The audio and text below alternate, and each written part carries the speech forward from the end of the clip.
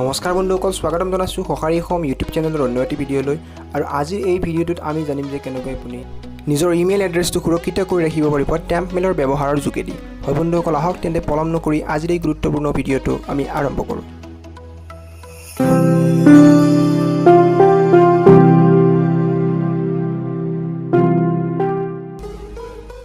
হয় বন্ধুসকল, তাৰ বাবে আমি আপোনাক ভিডিঅ' ডেছক্ৰিপশ্যন পাৰ্টত এটা লিংক দিছোঁ, যিটো লিংকত আপুনি ক্লিক কৰাৰ লগে লগে আপুনি আহি যাব এটা ইউনিক ৱেবছাইটত, যিটোৰ নাম হৈছে টেম্প মেইল। এই টেম্প মেইল ৱেবছাইটটোত ব্যৱহাৰে আপুনি টেম্পৰাৰী আৰু ইমেইল এড্ৰেছ বনাব পাৰে, যিটো নেকি আপুনি ব্যৱহাৰ কৰিব পাৰে কোনো ধৰণৰ আননোন ৱেবছাইট ভিজিট কৰিলে তাত ৰেজিষ্ট্ৰেশ্যনৰ বাবে ব্যৱহাৰ কৰিব পাৰে।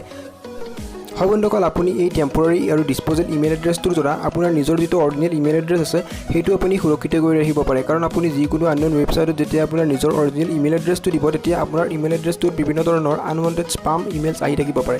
হয় বন্ধুসকল,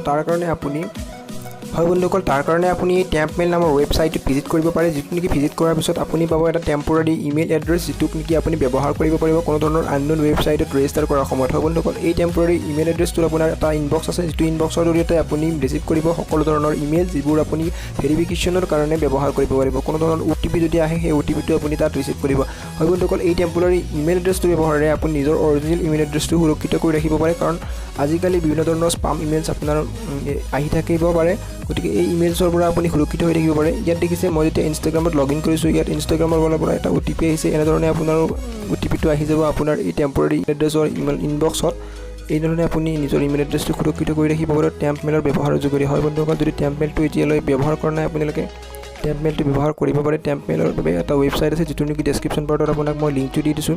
হয় বন্ধুসকল, সেই লিংকটোত যাই আপুনি টেম্প মেইলৰ ব্যৱহাৰ কৰিব পাৰিব আৰু নিজৰ অৰিজিনেল ইমেইল এড্ৰেছটো সুৰক্ষিত কৰি ৰাখিব পাৰিব। হয় বন্ধুসকল, আশা কৰোঁ আজিৰ এই ভিডিঅ'টোত আপুনি বুজি পালে যে টেম্পৰাৰী ইমেইল এড্ৰেছ বা ডিছপ'জেল ইমেইল এড্ৰেছ মানে কি আৰু ইয়াক কেনেকৈ ব্যৱহাৰ কৰিব পাৰি। হয় বন্ধুসকল, আৰু ইয়াৰ ব্যৱহাৰেৰে কেনেকৈ আপোনাৰ নিজৰ অৰিজিনেল ইমেইল এড্ৰেছটো সুৰক্ষিত কৰি ৰাখিব পাৰি। হয় বন্ধুসকল, আজিৰ এই ভিডিঅ'টোত এইখিনিয়ে। লগ পাম অন্য এটি ভিডিঅ'ত। ধন্যবাদ। জয় অসম।